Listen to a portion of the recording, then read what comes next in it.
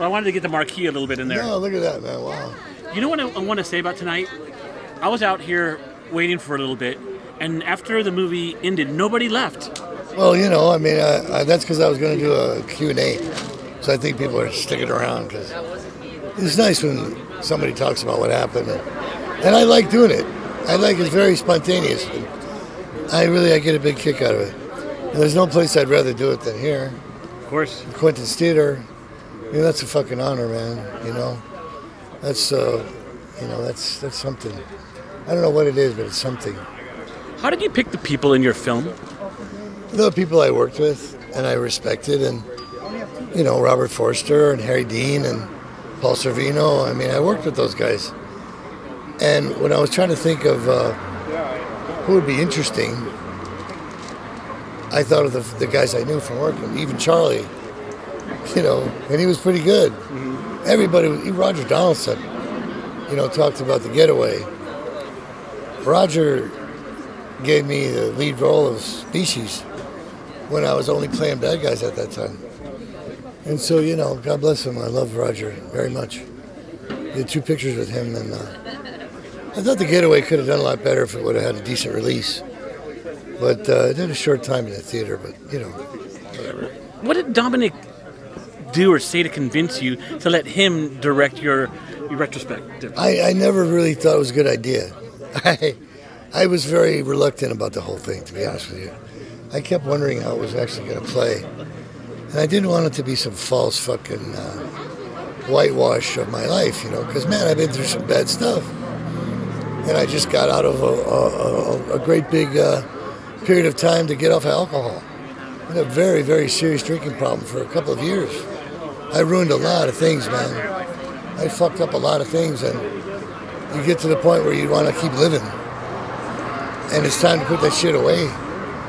And thank God I still got a couple of years left, and I enjoy doing it in sobriety. It's much easier. Do you think some of the bad stuff that happened kind of helps it make it who you are? I mean, like you know, sometimes the bad stories are the good stories. Well, sure. I mean, like I said, you know, I didn't want it to be fake. I didn't want to do some fucking cartoon about my life. You know, oh my God, look at me. I'm in all these movies. I wanted to be truthful about it. Hey, I fucked up. I used to jump out of moving cars and pass out, you know. And thank God I didn't. I still have my wife and my sons. When stuff like that goes away, you know it's time to be smart. And it's time to save yourself before it's too late. You know, a lot of people just fucking die, man, and they never find a way out. And I'm just very grateful that I figured it out. You know, I believe in God, and, you know, somebody up there likes me. You know what? A lot of people like you. Look at all these people, like, waiting. Everyone waited and waited to hear every word you said.